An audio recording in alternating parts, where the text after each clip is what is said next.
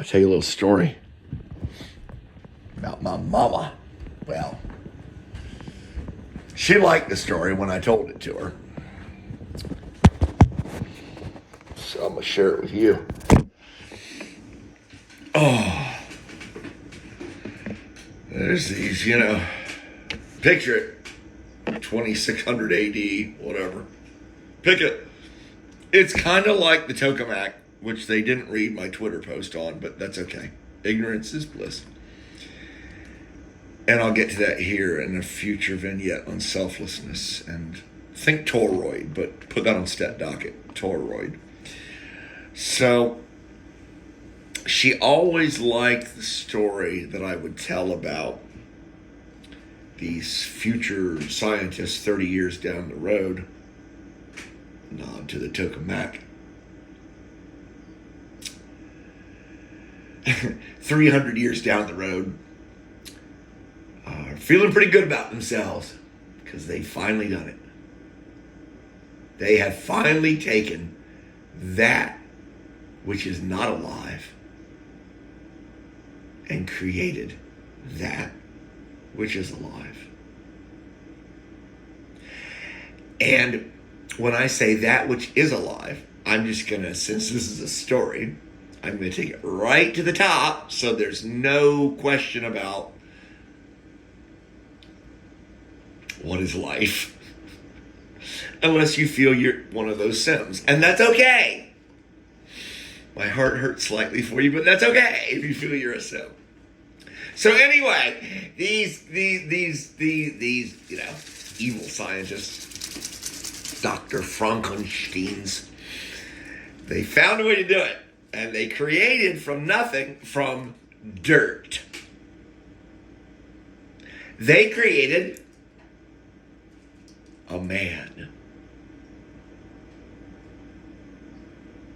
They did it. They did it. I'm shaking up my Ensure right now because I'm old. But you have to drink these really slow. Sometimes if I'm in a hurry because it's got so much protein and I got to get out the door and I try and slam one, no. That's, no. Even if you're young, no. I mean, unless you like bathrooms. Okay, so, where was I? So they go to God Daddy, and they go, hey, well, they made an appointment.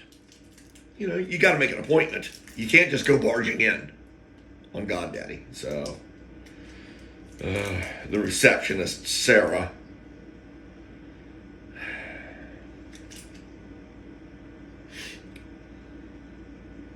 gave him an appointment. They sent down a couple of chariots, picked these guys up, took them up. They didn't have to suffer sparklers, though. Okay, that's just a side. They didn't have to suffer sparklers in their chariot. That's all I'm saying. Okay. Shut up and talk. Yes, Auntie M. So they get out there, and they get their audience before the big guy. They even bring the monster with them.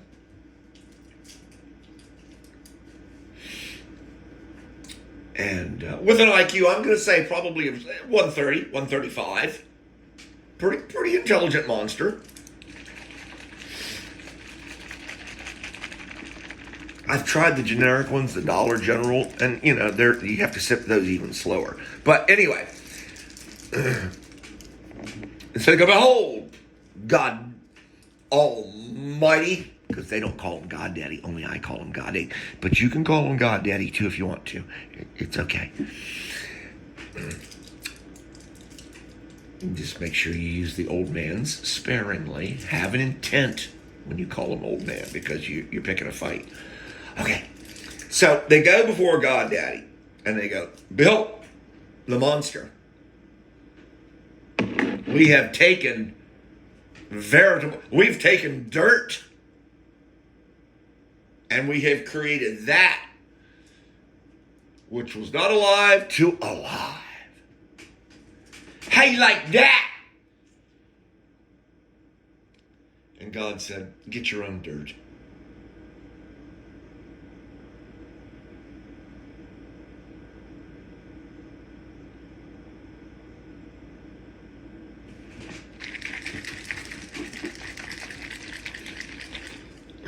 I would imagine those seraphim probably get tired.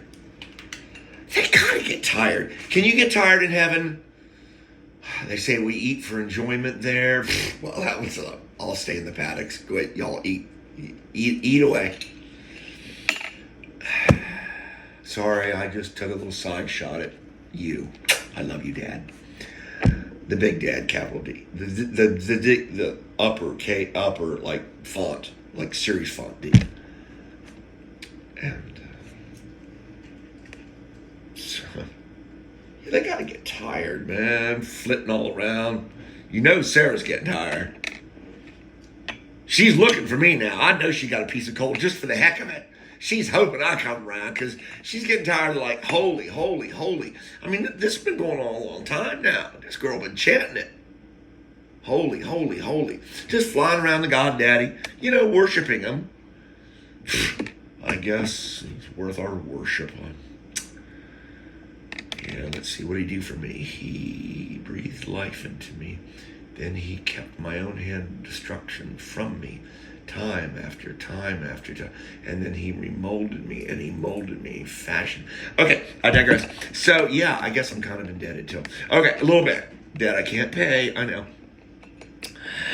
So, these seraphim, they gotta get tired. After a while, you would think. Okay, first sip, here we go. Chocolate. Of course, don't get chocolate.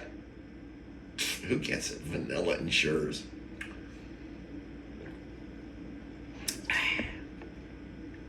So yeah, they got to get tired of it after a while.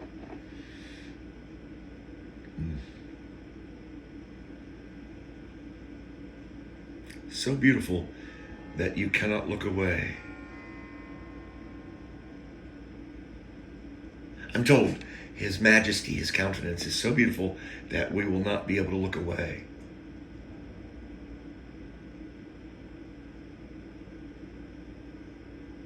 That's exciting. In a positive vein. That's an exciting thought for me. So, if I behold something so beautiful that I cannot look away, much like the seraphim flitting about him, I never made that connection, Sarah and seraphim. Jackie, come on. That was pretty good. Look at that, seraphim. Oh, I knew she was an angel when I saw her. Okay, so, okay. It's wholesome-ish. Remember, we covered this God. We discussed this God Daddy. It's wholesome-ish. So, if you can get lost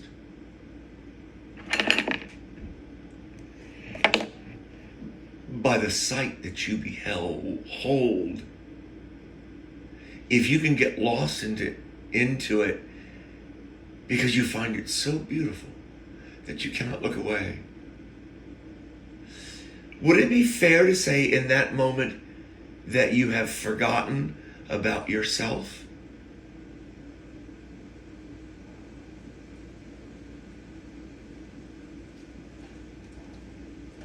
Your ego? Well, I think it would.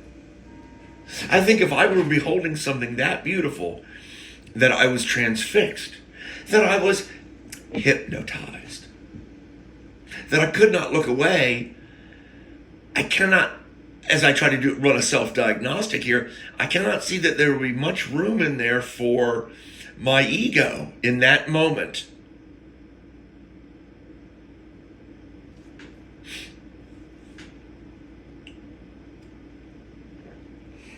Okay, step away from the Ensure, John. Put it down. You've had 2 sips. So, I guess what I'm getting at here, most of you are already like, you little turd. You're standing there with your arms folded. But I like to belabor stuff, okay? I'm a picture. Look, and this is my quote too. Let's see if I can get this right. A poet paints pictures with words. A painter paints words with pictures. Okay? I'm a poet. So I like to create pictures with words. So just suffer me. So if I'm beholding something to the point that I'm transfixed, I'm lost I'm lost in it, in its beauty, in its holiness, its wonder. I don't see that there's going to be much room in there for me being worried about, is John going to pay me that $5 that he owes me? Is Sarah, different Sarah, not my Sarah, not the Seraphim. Is Julie gonna say she's sorry for not putting a doily down in front of my placemat too at the table? No, I don't. Am I getting sick from the insurer, or am I getting woozy? I'm getting woozy because I'm getting romantic. And maybe the insurer. That injection of protein. Don't go there. See, you are so dirty. Okay, I led them there with injection of protein. I did. So, it would seem to me in that moment I'm selfless.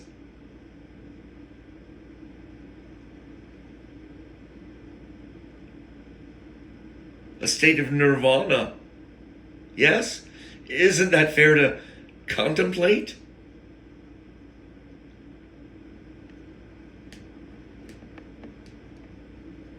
I think it is. I think I've tasted selfless love. Well, I know I've tasted selfless love. I believe I've been afforded the ability to offer selfless love in my life now, in my walk with God, with Jesus. I know I don't give you enough props, Jesus, you know. Because you said I had a direct line to the, I'm a little turkey for power.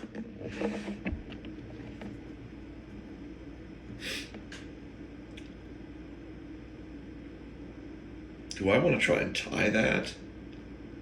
Yeah, let me try and tie this. Man, this is going to be reaching. Fortunately, I'm me.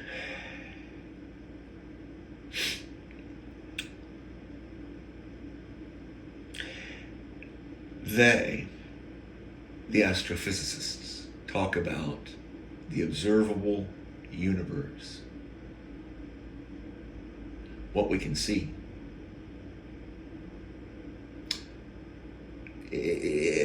Via the electromagnetic spectrum, what we can see. So when I say what we can see, I mean what we can see with more than our eyes, what we can see with our quote unquote ears, okay? We can listen also. Okay, moving on. We know quite a bit about the universe that we're in. We know enough to know that we are dumbfounded. Thank God for science. Thank God for science. Test, test, test. Find the truth. I hunger for the truth. The truth is light. The truth is beauty. The truth is wholesome. The truth is perfect. The truth is God. I hunger for God. Okay, I got a little... I told you I was getting emotional. Shush. Let me try and tie this. So these astrophysicists, and some of them might be believers. That's always cool. They go, well, we're looking at this observable universe, and yeah, we're pretty sure it's getting bigger. And its edges, it's getting so bigger, so faster. Careful, you're going to pass out. It's defying the laws of what we understand that should be allowable. We don't understand how it's doing it. What if outside the observable universe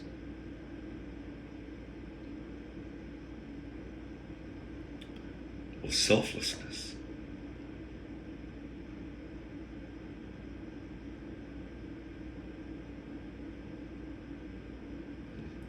The observable universe, for you military brats and you military, you jockeys, you Marine Corps pilots and you Air Force, God bless you all. And I love the Army too. I've cursed the Army a couple of times. You know, the Air Force used to be part of the Army. Sorry, I digress again. Beyond visual range. The universe is expanding so fast. I don't care what. And we got the best electronics of all. We will knock those Sukhois down. Trust me.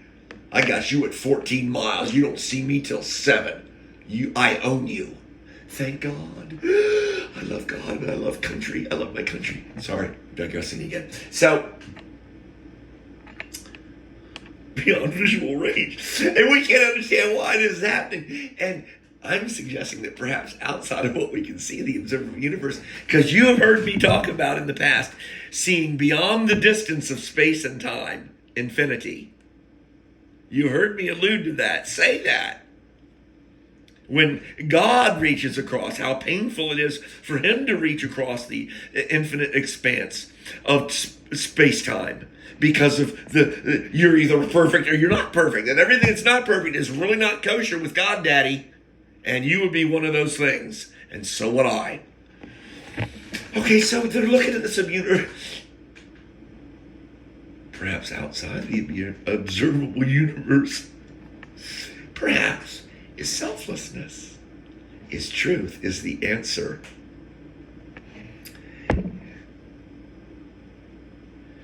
This is getting heady. And it may not go far, but I'm going to try and force it, much like that chess program. In physics, it's talked about, you can look up Schrodinger's cat. You can look up spooky actions at a distance. You can look up, I can't observe it without changing it. I cannot observe the particle, the electron. Damn, and I'm out of an element here. Sorry, I apologize to all the astrophysicists. I apologize to you, Nick. God bless your wife. More bad news. It's always bad news anymore. So, if outside the observable universe is the truth, is the answer, is selflessness, is love, we cannot see it because we are attempting to observe it. Because we are bound by space-time, the universe that we live in.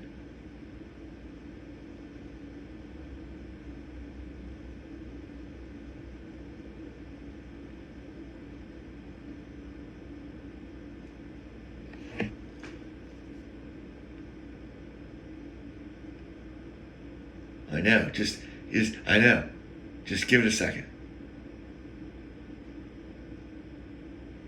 So now, if you are willing to entertain the diary of a madman, or the thoughts of a madman that you're listening to, and you're willing to go along with it for just a little ways and go, okay, I can't observe what's beyond the observable universe because I'm attempting to observe it. I know. You got to go Google all those things I just talked.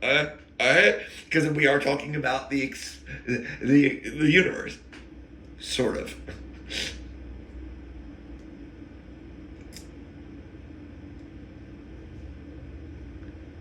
So my closing argument is, stop trying to look beyond the observable universe. Be happy. Use the scientific method to reason as we go for all of humanity.